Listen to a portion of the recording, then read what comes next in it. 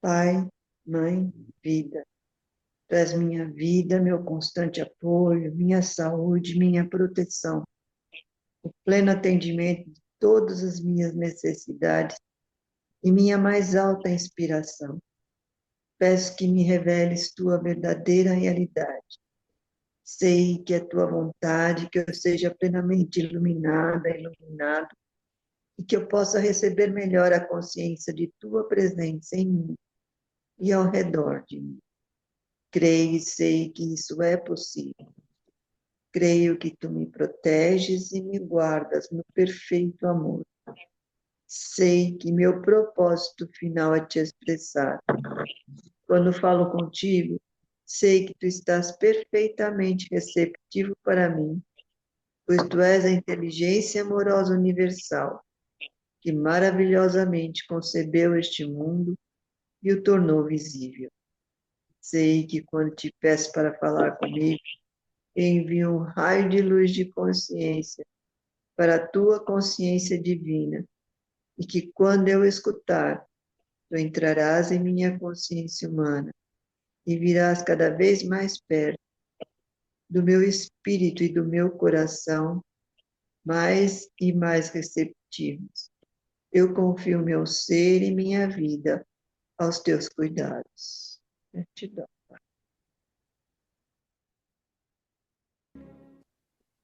Consciência divina, nos permita visualizar o significado de cada palavra para sermos capazes de entrar na consciência da palavra e permita que a energia da consciência da palavra entre no mais profundo de nosso ser.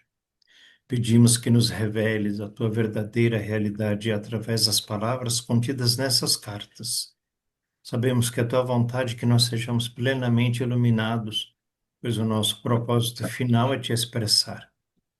Nós pedimos, Senhor, que as vibrações amorosas de tua consciência espiritual envolvam e penetrem as células do nosso cérebro, coração e corpo, para que se mudem os nossos pensamentos e sentimentos, a fim de que se abram e se elevem as nossas percepções a cada dia, para que nós consigamos vivenciar os princípios que nos colocarão em contato com aquele que nos deu o ser. E assim poderemos alcançar as mais altas metas espirituais. Gratidão, mestre amado.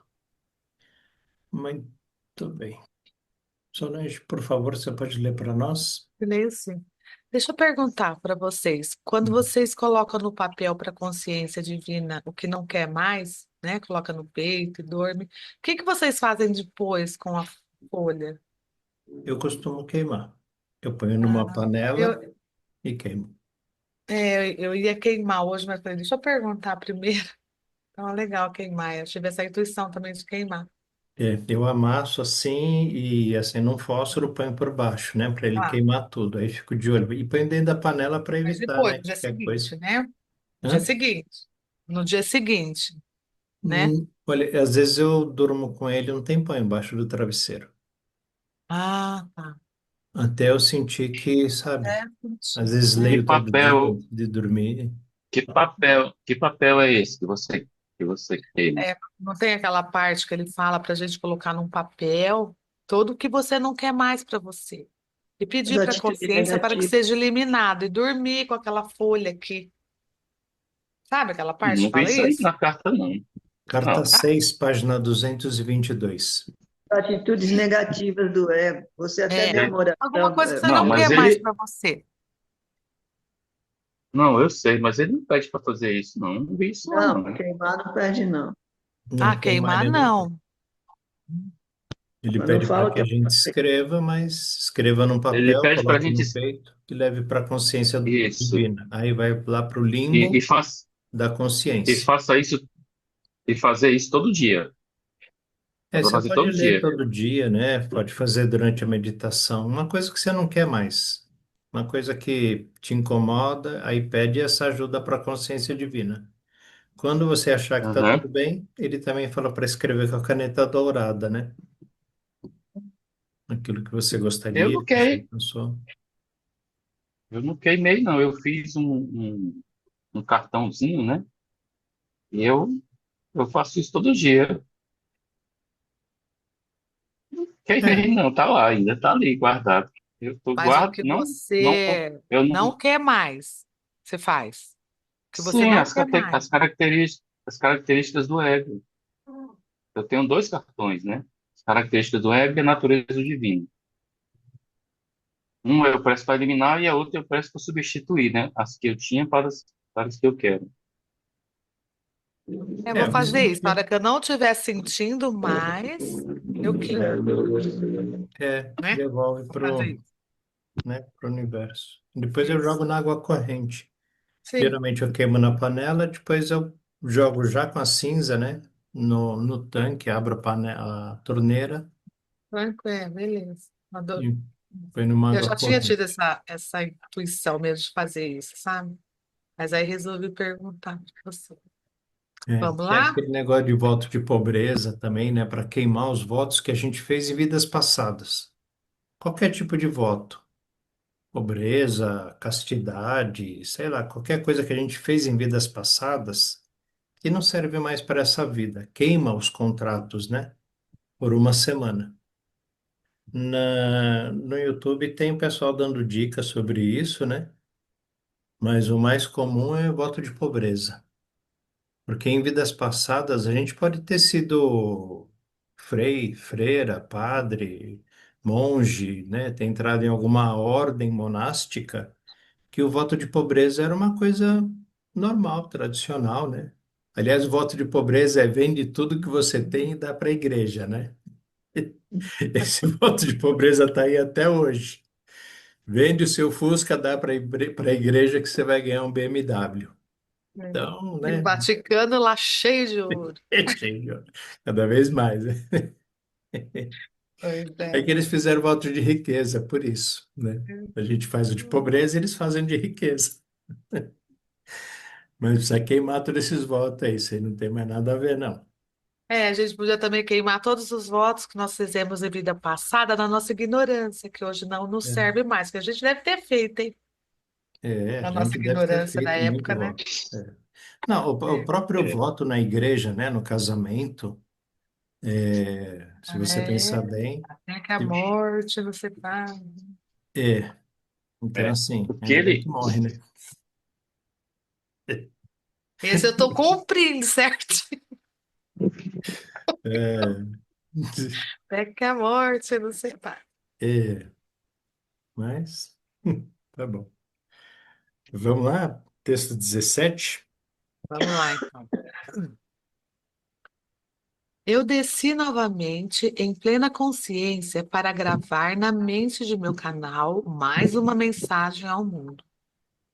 Antes de dar esse novo passo à frente, foi necessário trazer-lhe minhas cartas na forma de um manual, porque eu precisava que você percebesse que seu próprio mundo é verdadeiramente amor universal tornado visível. A maneira como alguém o percebe nasce das suas atitudes pessoais em relação ao mundo e à vida em geral. Sua visão dele é inteiramente pessoal, mas não é a verdade absoluta, porque você ainda não compreende plenamente os processos da criação. Você só pode vislumbrá-los fugazmente. Agora que você sabe que as minhas cartas são o fundamento para a futura elevação espiritual, eu venho trazer maior clareza para a compreensão de seu conteúdo. Eu quero falar brevemente para você sobre a verdadeira natureza do amor puro, do mais alto reino da consciência, e do que, dentro das baixas frequências do seu mundo, você entende por amor. Isso aí é uma coisa que Deixa eu grifar. meio que atrapalha, né? É, o entendimento, a consciência sobre o amor, né? Que é ou foi transmitido para a gente. Eu acredito que é uma coisa bem diferente do que o Cristo traz, né? Como amor incondicional. E a gente se confunde também bastante com essa coisa do amor de mãe, né? O amor materno. Minha mãe sempre foi muito egoísta, assim, do jeito dela, né? De, de falar, né? A forma de falar. Esse egoísmo que é bem natural, né? É meu, ninguém mexe, ninguém tasca. É uma palavra bem antiga, né? Ninguém tasca, tinha uma música. E ela falava, né? É, falava assim do meu pai, marido dela, né? Não é meu pai, marido dela. E eu não era eu era o filho dela. Então, esse amor, né? Esse amor egoísta, esse amor humano, o amor protetor, o amor de posse, né? É uma coisa que a gente vem vivendo e convivendo com essa ideia, né? Com esse amor há muito tempo. E o Cristo, quando ele fala sobre um amor incondicional, a gente, eu acho, né? Eu, pelo menos por mim, venho tentando muito isso, conhecer muito esse amor incondicional, né? Amar só o meu filho porque ele é meu filho. Então eu acho que eu nem sei como que a gente vai aprender isso realmente, a não ser tentando praticar, tentando, né, praticar. Porque é só através dessa tentativa que a gente pode um dia conseguir, um dia pode acertar, um dia pode dar certo, um dia, né, pode conseguir. Eu não sei. Vocês têm Quando a algum? gente está com uma frequência elevada, a gente consegue compreender um pouco o que é o verdadeiro amor, né? Porque nessa frequência baixa que ele fala, que como que você vai saber o que é o verdadeiro amor, o amor puro? É, eu, bom, eu lembro quando eu casei, né? Isso há 40 anos atrás. Casei porque ela tinha engravidado, mas antecipou um ano o casamento. Eu queria me formar na faculdade, mas aí a gente engravidou, né? Porque não foi ela que engravidou sozinha. E a gente casou um ano antes. Mas o que é o amor, né? Vocês casaram, era amor naquela época, era paixão, era empolgação, era, sei lá, interesse próprio, né?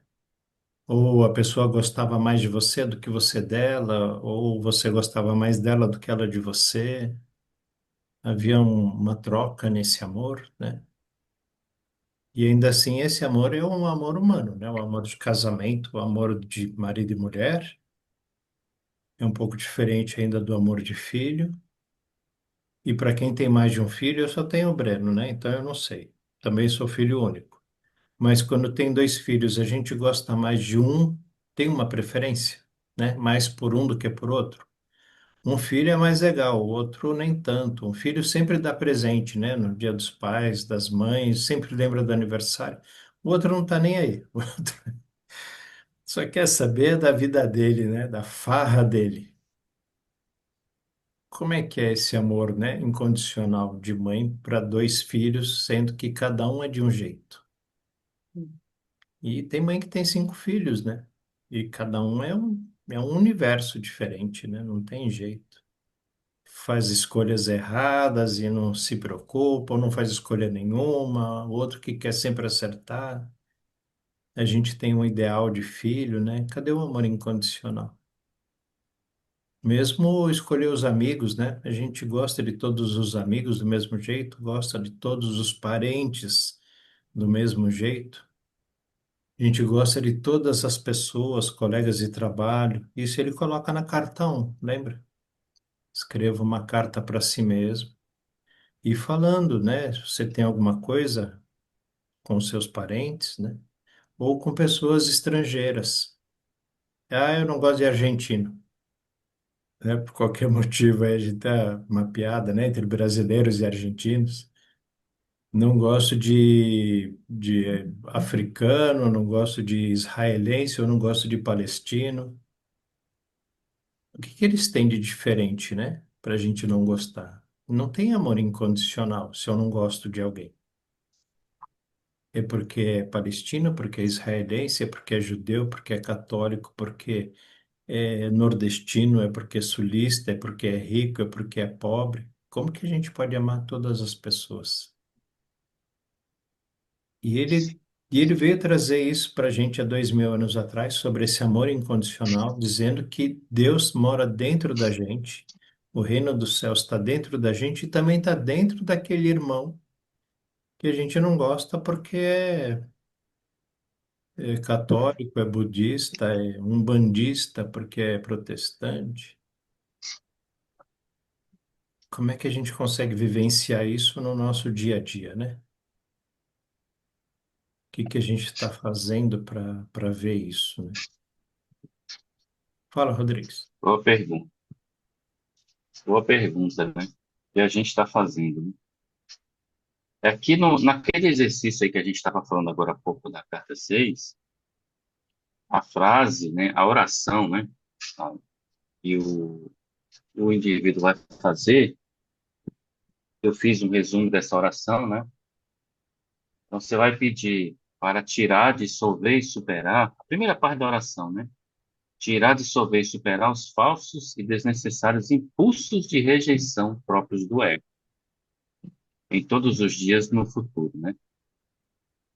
E na carta 9, na página 327, ele diz assim, ó, a lealdade, bondade e generosidade que você gostaria de receber quando está em dificuldades, ofereça aos outros quando estiverem lutando com pesados fardos. Nunca vire as costas para eles. Aprenda a olhar para as pessoas ou para as situações como um olhar amável, de amável discernimento. Veja-os como estão naquele momento e depois lembre que eu os vejo com amor compassivo. Se você enxerga neles uma verdadeira necessidade de melhora para o bem deles e para o aprimoramento futuro do seu bem-estar, olhe para eles apenas com os olhos do coração e do amor e veja como eles poderão estar no futuro. Leve-os em pensamento até a fonte do seu ser e saiba com certeza que a sua oração os abençoou e abriu as portas do seu desenvolvimento. Então, assim, eu não tenho, assim, dificuldade para entender o que Cristo quer que eu faça. Eu não tenho essa dificuldade, não, eu já entendi. Então, qual é o problema? Né? Qual é o X da questão? É a gente superar. Veja bem, quando a gente. Tudo que a gente faz é um impulso. Lembra que ele diz na carta 5, né? O que precede o que precede uma atividade é um impulso. Tudo é impulsivo que nós fazemos. É o eu original, né, que está em cada ser vivo, cada ser, em cada indivíduo, né, vivo. Esse impulso é que faz a gente se mexer, é que faz a gente desejar estar perto ou desejar estar longe, né? Mas o prejuízo, se a gente pegar as características do ego, se você pegar as crenças do ego e for comparar com as características da consciência divina, você vai ver que um é o oposto do outro. Um quer cuidar, né? Um quer amar, um quer tratar, quer curar, né? Quer cuidar, quer alimentar. E o do ego é diferente. O ego é só rejeição. É só rejeição o ego. Por isso que a oração, ele diz bem claramente, né? Tirar, dissolver e superar os falsos e desnecessários impulsos de rejeição próprios do ego. Então, quando a gente perceber isso, né? Que a gente rejeita. Então, a gente tem que lutar, vamos dizer assim, lutar, né? Mas no caso é consciência, né? De que nós estamos dispostos a primeiro rejeitar aquilo que a gente não quer. Mas essa é a luta que a gente vai. É o cerne da questão, no meu entender. Né? Pegar essa rejeição e dizer não. O que é o amor condicional? O amor incondicional é fazer aos outros aquilo que você gostaria de receber. Esse é amor incondicional. Aí a Solange disse assim, quando a gente estiver na frequência mais alta, ok, beleza. Só que para chegar na frequência alfa, né, a frequência do amor, a gente precisa primeiro superar os impulsos do ego.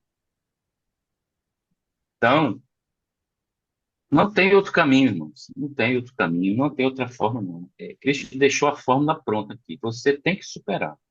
E só quem pode fazer isso, né, é o próprio indivíduo. Não tem outra coisa. Não tem ninguém que faça isso por você. Com a ajuda da Quando eu consciência me mani... divina.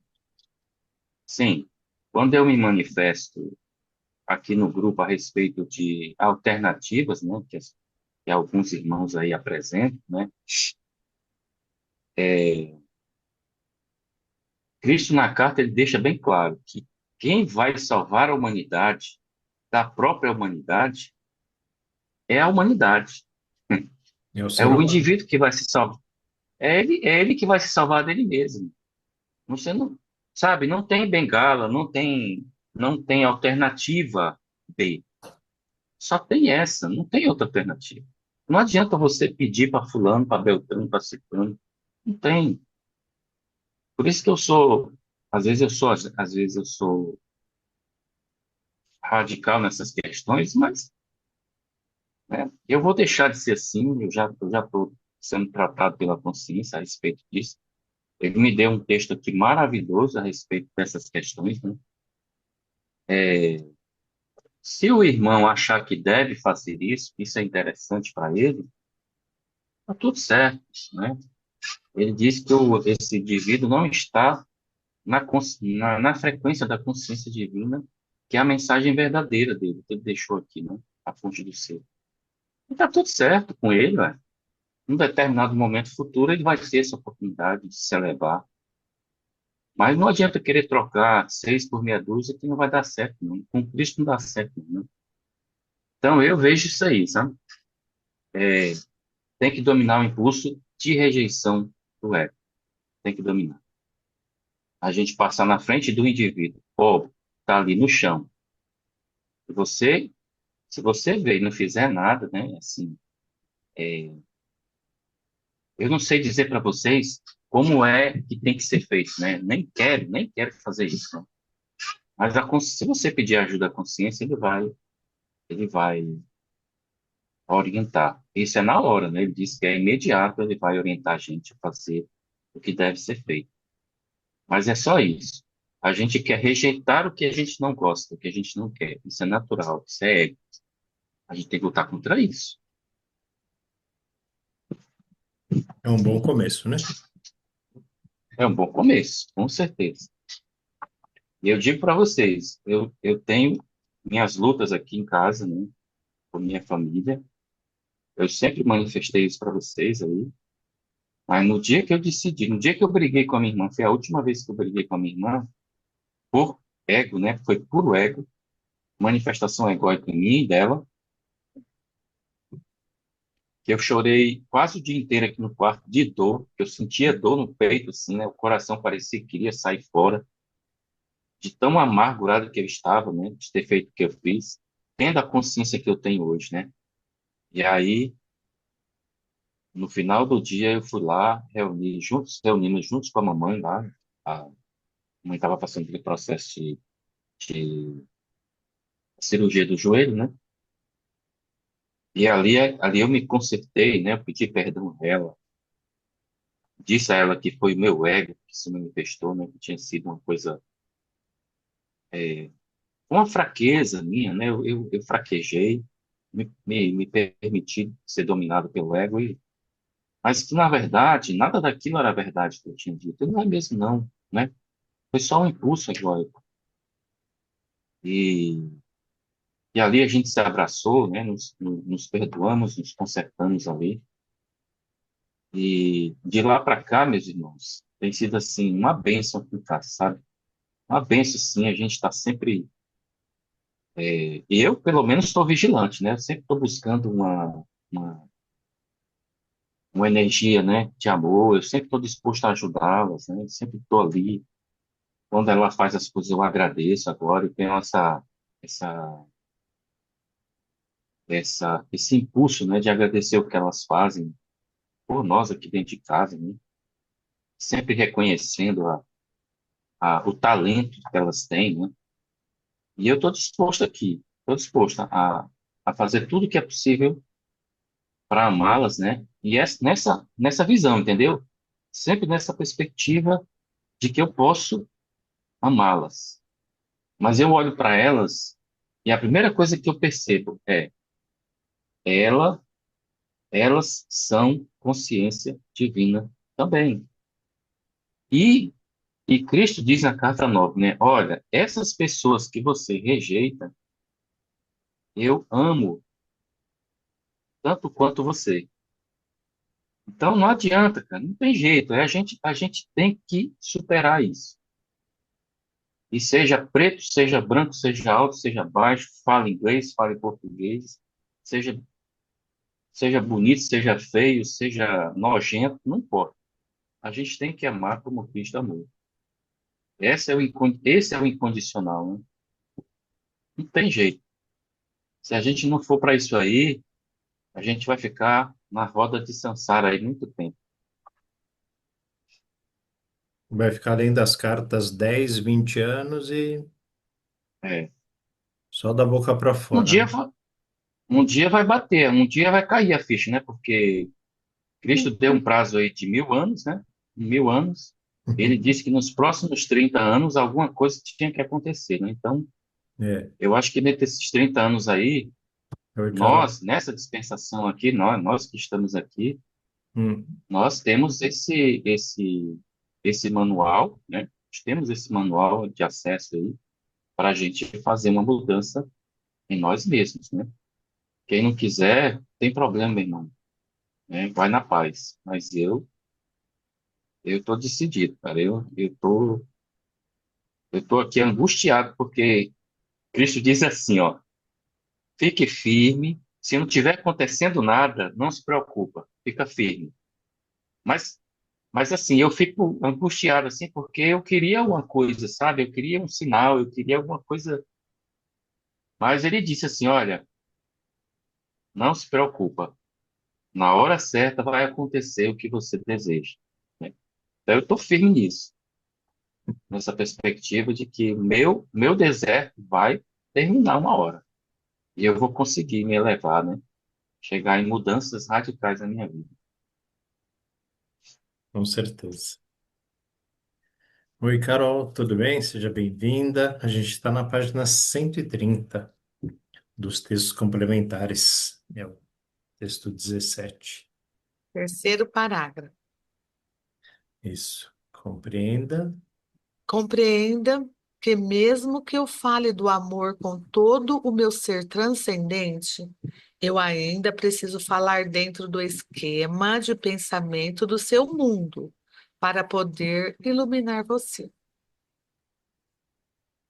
Lá onde eu resido, na consciência do eu sou, reina o amor puro.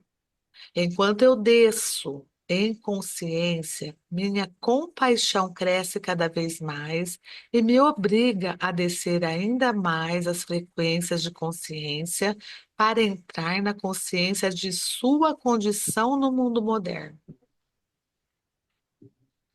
Como posso ajudar você a compreender isso?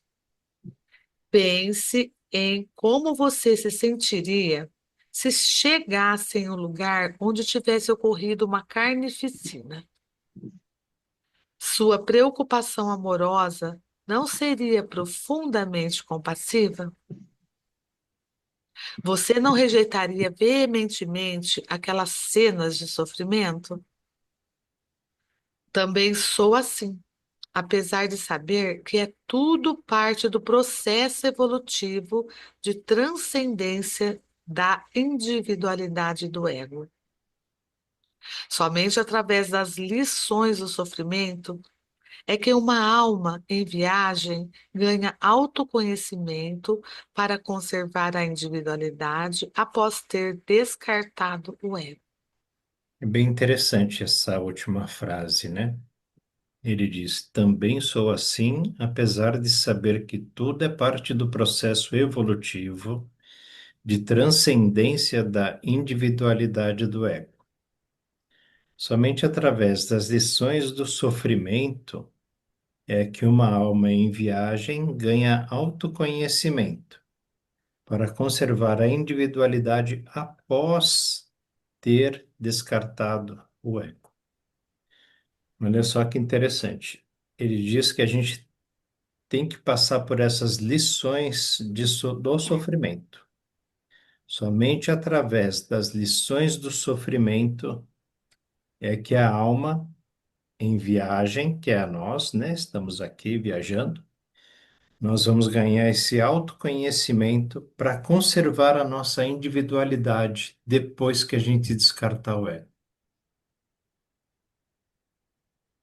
Porque Cristo tem uma individualidade, né? O ego dá individualidade para as coisas, né? Para as coisas, vamos chamar de coisas vivas, né? Eu acho que uma pedra tem individualidade, assim como uma planta. Mas uma pedra é interessante, porque a individualidade da pedra, se a gente quebra a pedra, ela continua pedra, né? E aí ficam duas pedras individuais, vamos dizer assim. Eu não entendo muito bem, mas consigo ver, né? E se você quebra, se a gente quebra uma pedra em dois, três, em alguns pedaços, né? Continua sendo pedra. Não mudou, não morreu. Se a gente pega uma rosa, é uma rosa, é um ser individual. Não estou falando de uma roseira, estou falando de uma rosa. Mas parece que tem um limite. A roseira que está lá florida com várias rosas, cada rosa, se você for lá e cortar, colocar na água, são duas, três, 10 rosas diferentes, né? Ou uma fruta, uma árvore cheia de maçã. Você colhe uma maçã e aquela maçã é individual, né? Se você cortar no meio aquela maçã, não são duas maçãs, é uma maçã cortada no meio. Você pegar uma rosa, fatiar ela no meio, não vão ser duas rosas, vai ser uma rosa cortada no meio. É como se a individualidade fosse separada, sei lá. A gente não pode ser separado. Eu e o Rodrigues somos dois homens. Vocês aqui são as mulheres. Mas cada uma é um indivíduo. Não dá para cortar no meio. Se me cortar no meio, eu vou morrer. Vou deixar ele ter individualidade. Só que Cristo está falando para conservar a individualidade após descartar o ego. O ego dá a nossa individualidade. Quando a gente transcender o ego, a gente, enquanto estiver encarnado, ainda vai ter essa individualidade, né? Como o próprio Jesus teve até o momento em que desencarnou o Jesus e o Cristo que estava ali. Só que o Cristo continua tendo até hoje individualidade, mas não é mais um corpo, né? Quando ele fala na carta 6 sobre mover um dedo, e ele usa isso apenas como metáfora, porque ele não tem mais nada de físico, mas continua sendo uma individualidade, continua sendo um indivíduo, né?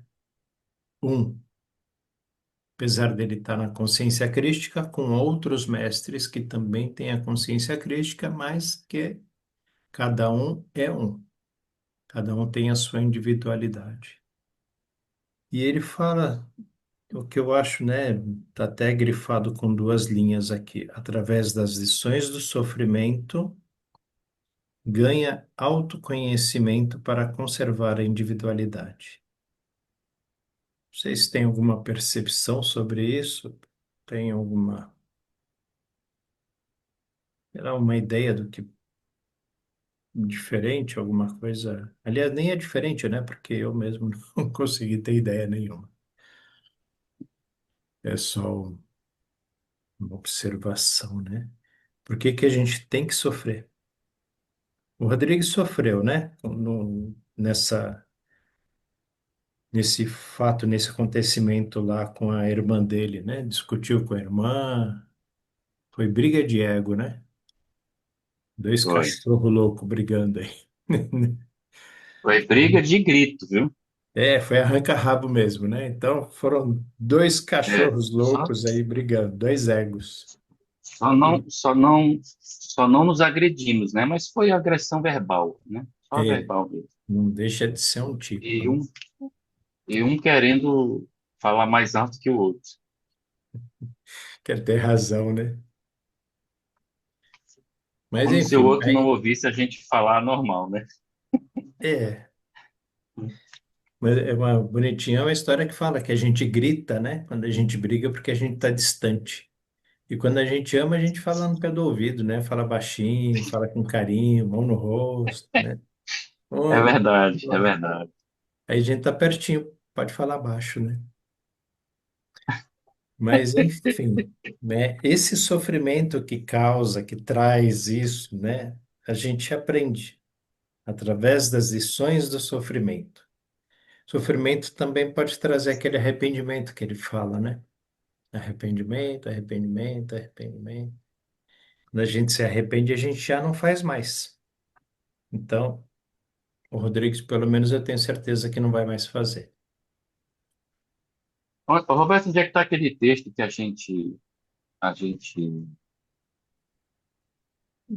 debateu aí? Foi bastante sobre essa questão da consciência ativa, né? Nos seres vivos e na terra e nas rochas, não? Você lembra? É É, a aqui consciência está nos textos adormecida na complementares, né? pedra. É que ele fala na Exato. pedra, né? A pedra tá É, adormecida. esses dias eu estava pensando nesse assunto e você falou agora dele de novo, né? Quando a gente quebra a pedra. E outra coisa que eu lembrei foi o seguinte: o ser humano ele pega a árvore, derruba e dessa árvore vai fazer móveis, né? E, Sim. e o móvel ele continua sendo aquela árvore, né? Ele continua sendo aquela madeira, né? E É, aí eu entendi, e aí eu entendi o significado de ser, é, de consciência ativa, né? E consciência adormecida. Qual é a diferença? Você acabou de falar isso. Se você pegar uma rosa de uma roseira, você tirou só a rosa. Se você pegar essa rosa e plantar ela, o que vai acontecer? vai dar continuidade porque ela tem Provavelmente, viva, ela tem vida, né? provável, exato. Então, essa é a diferença do ativo para o adormecido. O ser É, vivo, né, que tem a consciência ativa, você, você pode desmembrar ele, né, um pedaço dele, colocar em um local e ele vai crescer de novo. Por quê? Porque a vida está ativa naquele indivíduo, naquela individualidade, né? é Mas se isso. você pegar a terra, ou pegar a rocha, uma pedra, e você torar, ela vai continuar apenas pedra quebrada, É, né? é Ela quebrada não entre cresce. aspas, né? Modo de falar, porque, Sim, eu digo assim, né? ela foi, eu vou usar a palavra que Cristo usa na carta como despedaçada, né? Que a consciência foi despedaçada, né? Então, assim, se você pegar a rocha e jogar ela no chão, ela vai se despedaçar em vários pedaços, né? Sim, Uma pedra pequena, né? Só que esses pedaços não, como elas têm uma consciência adormecida, que não é ativa, elas não vão crescer, não vão se tornar novas rochas. Entendeu o que eu quero é, dizer? é isso mesmo. Esse foi o entendimento que eu tive entre consciência ativa e consciência adormecida. Então, só os seres vivos que têm consciência ativa, como é o caso da semente, né, abordada pelo Cristo na carta 3, né? Três. É que ele está se referindo a isso, né? Consciência adormecida e consciência ativa. Então, a madeira, você vai transformar ela numa mesa, essa mesa continuará sendo mesa até que o dono transforme essa mesa em outra coisa, mas ela Em vai poeira, continuar né? adormecida. É. É, Mas ela continua adormecida. no caso do reino vegetal, ele é um adormecimento de uma consciência ativa, porque a árvore estava crescendo, os Sim, vegetais, as plantas, os legumes estavam crescendo, né? Tem vida. Eu sempre falo, as Isso. mulheres sabem, quem cozinha sabe, né? Corta uma cebola no meio e deixa lá na geladeira. 3 dias, ela já tá, o meio dela tá despontando de novo. É, Eu, habitualmente, quando verdade. corto, eu corto pela raiz, mas não adianta cortar a raiz, porque a cebola tem aquela pontinha, né? Mas a parte do meio quer É. nascer, quer ir para algum lugar, A porque tem vida está vida. ativa ali. Na É, pedra, não. Quebrando ou não quebrando uma exatamente. pedra, pegar uma drusa de cristal, aquela ponta, né? É uma drusa de ametista, você pode deixar lá 1000 anos. O máximo que vai acontecer vai ser acumular partícula, né? Acumular alguma coisa, como se fosse um estalactite, né? Aqueles pingos de água, né? Mas não, ali não tem vida, não está crescendo vida, é porque a água está acumulando, né? Resíduo está acumulando ali, mas não é um Isso. crescimento, né? Exato. Agora, a árvore vegetal, sim. Agora, lógico, a árvore ela vai morrer quando a gente cortar para transformar em mesa. Ela Isso. continua sendo madeira, mas agora ela não vai crescer mais, né? Ela vai apodrecer, se for o caso. Por exemplo, se você só corta uma tábua e deixa no relento, no tempo, os bichos vão comer, assim como o nosso corpo. Assim que a alma sai, né? Então, a árvore, ela estava viva. Ela tinha vamos chamar de um espírito dentro dela. Tanto que, né, o ego estava ali com ela também. Ela estava procurando a luz, a raiz procurando nutriente, procurando água, está viva. E a pedra não procura nada. A pedra está lá. Agora, isso aí está na página 54, Rodrigues, do texto complementar. É, estava chegando perto aqui. Está na 54 e ali ele está falando, acho que é terceiro parágrafo de baixo para cima.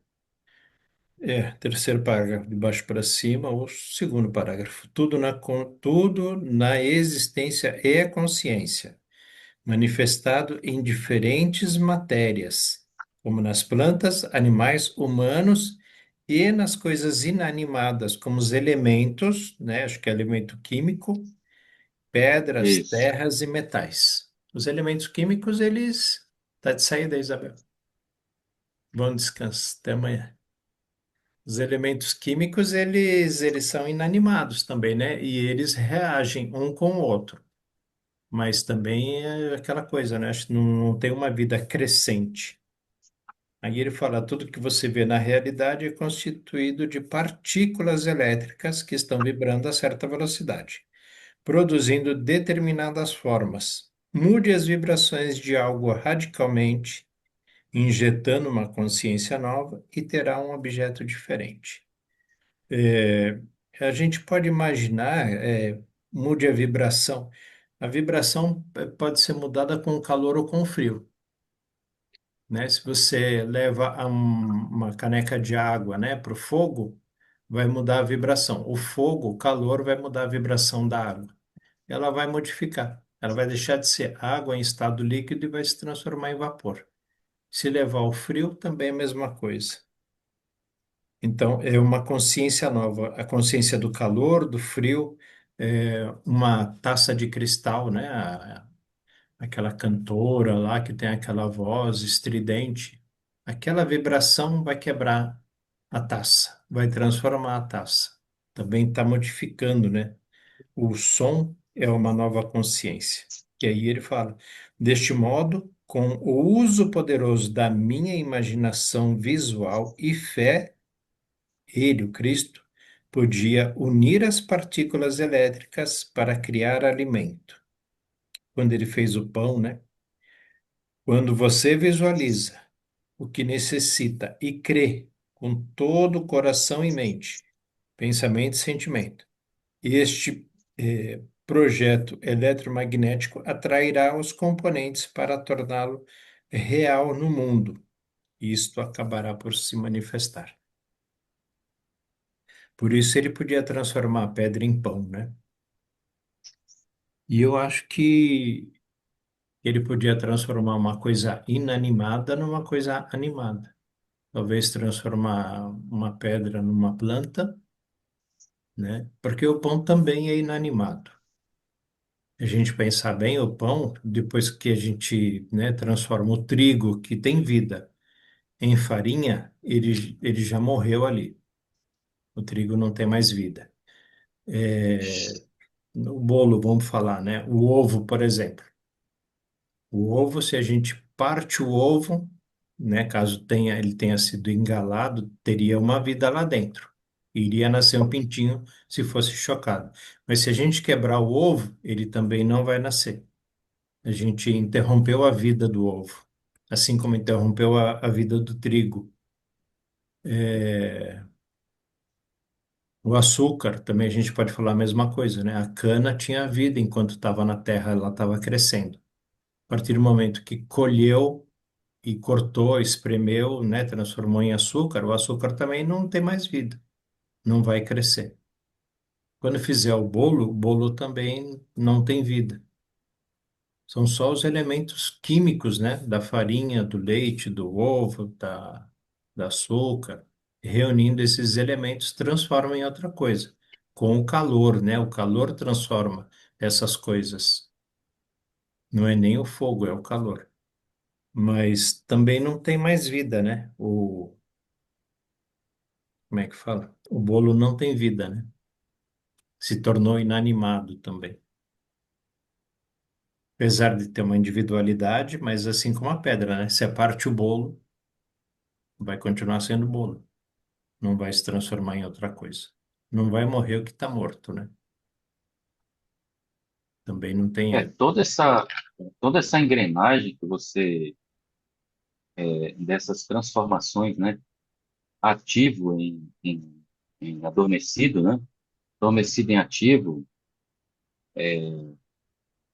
são partículas, né, de energia, como a gente já sabe, né? Que é a substância, né, da consciência, né? São partículas, elétricas, né? São elas em transformação, né? O tempo todo se transformando. Lembra que quando ele conta a história lá da criação do indivíduo, ele diz que as células, elas têm por exemplo, as células que criam o cabelo, que criam o couro cabeludo, Uhum. também depois vão lá e criam o cabelo, né? Porque elas têm funções específicas, né? Então, é, tudo mesmo, é com toda a consciência, tudo no universo, na verdade, são partículas elétricas em transformação constante, né? É assim é assim que a consciência universal trabalha, né? Através dos impulsos, né? Gêmeos, né? Eletricidade e magnetismo. É o tempo todo trabalhando, né? E não se perde, né? Não se perde.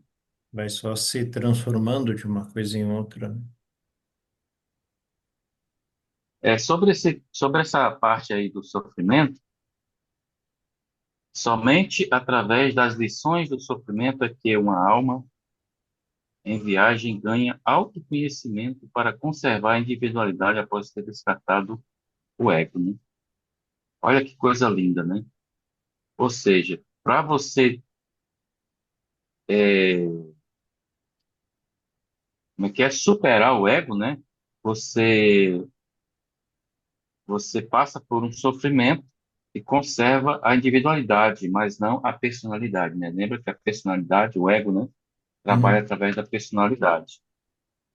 E aqui na página 323 da Carta 9, ele diz assim, né? É, deste modo, você evolui. Eu vou, na verdade, tem muita coisa para ler aqui, né? Mas eu vou ler só esse pedaço aqui.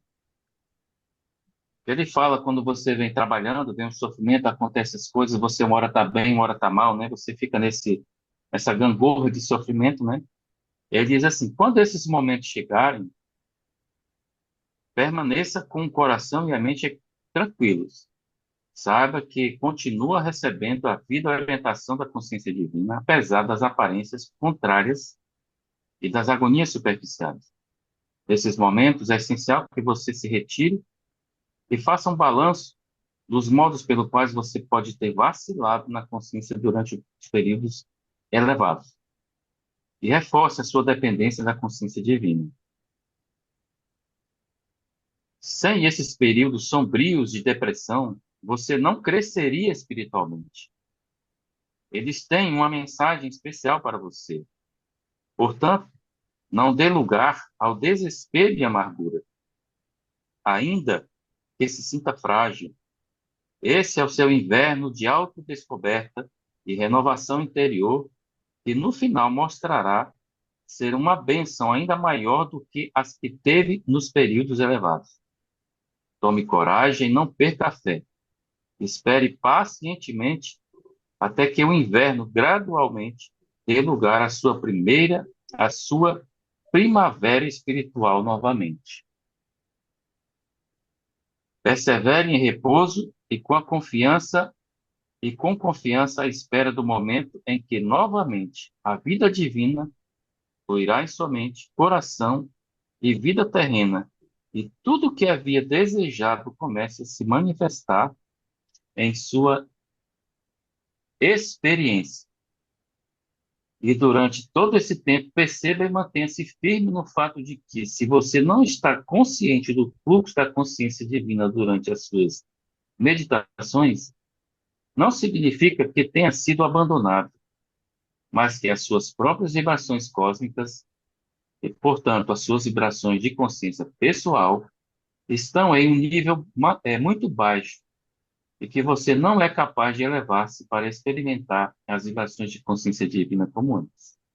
Ainda que você não sinta essas vibrações, tenha certeza de que sempre está envolto nelas e no amor divino. O sofrimento faz parte, né? Ele vai existir, não tem jeito, né? É assim que a gente cresce. É, e é interessante porque ele fala, você ganha autoconhecimento. É, Quando você se conhece, né? Você pode manter a sua individualidade.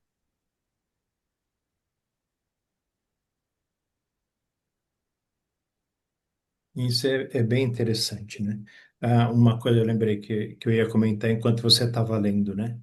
É, eu tenho assistido vários vídeos sobre as pessoas que se iluminaram, mesmo os contemporâneos, né? Eckhart Tolle, que é um dos que ainda está aí, que a gente já ouve falar, né?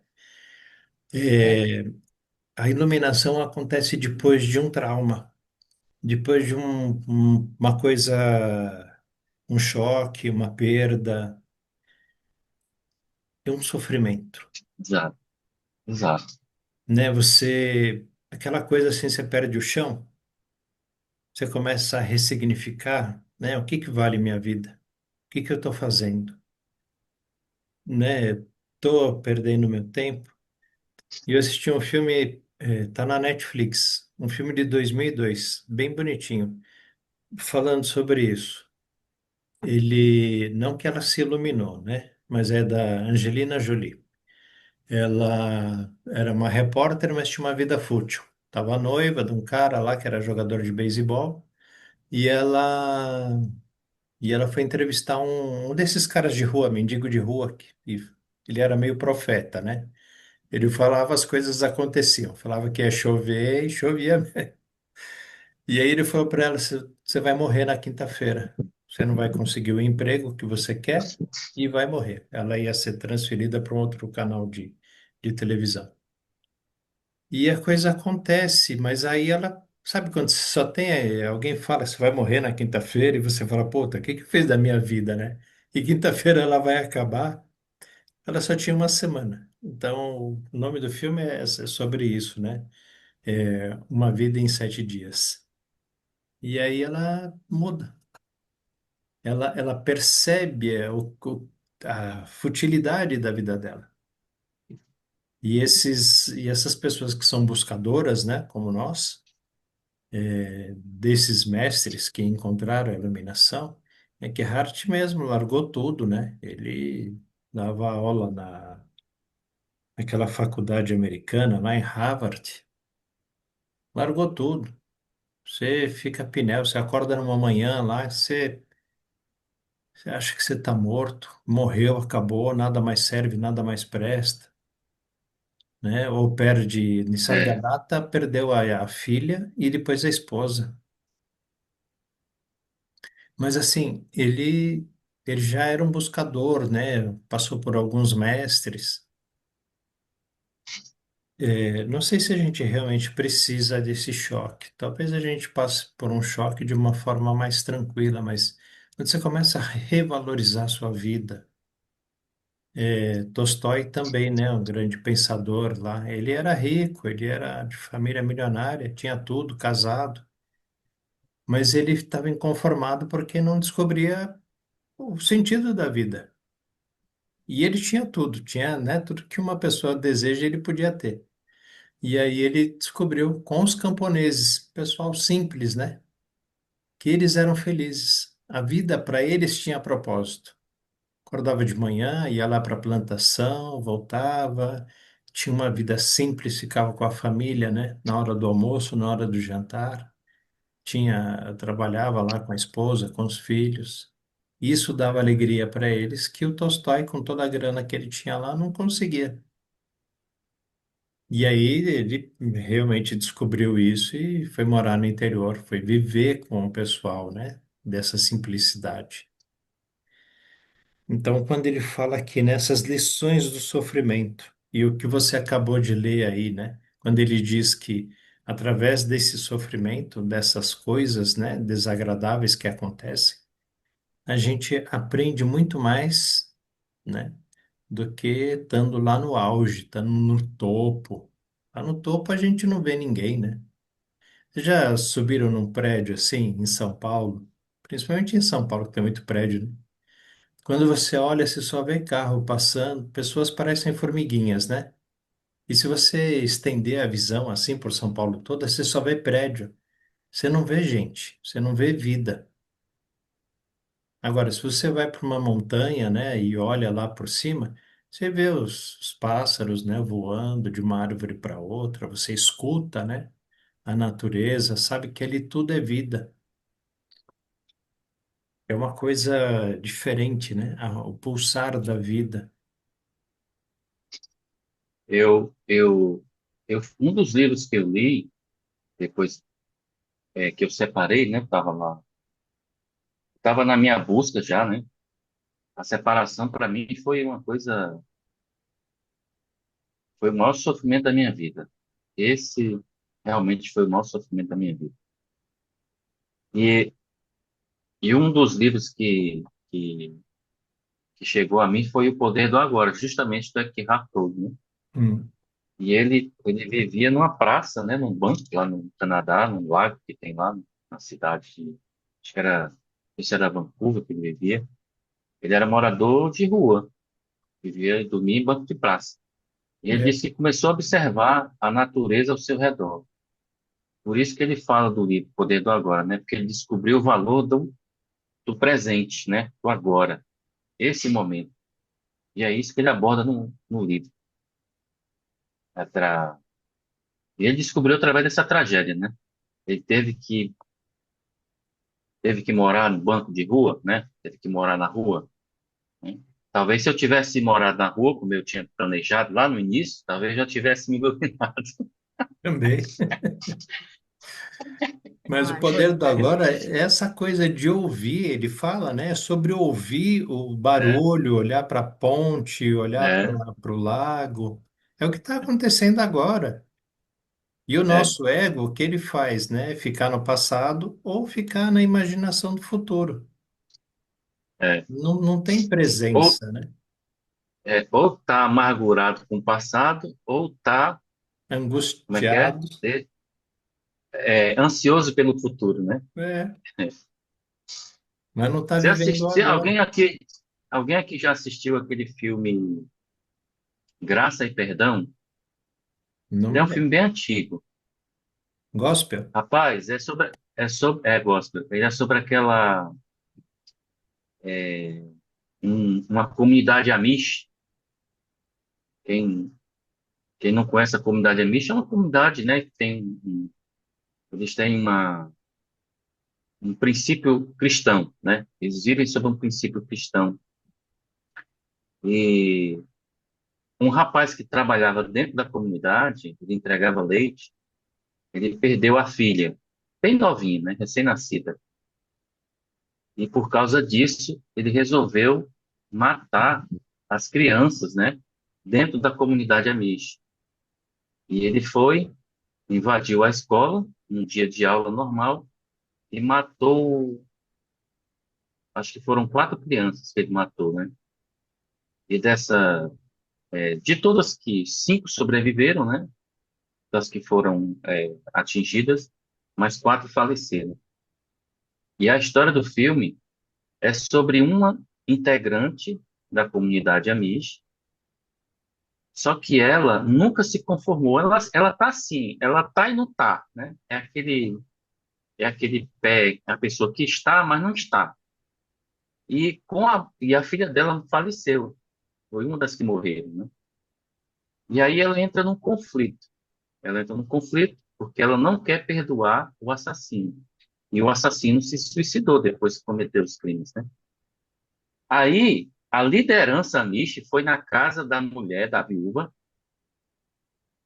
e perdoou a mulher. E disse o seguinte para ela: olha, nós não guardamos nenhum tipo de mágoa do seu marido. Por quê?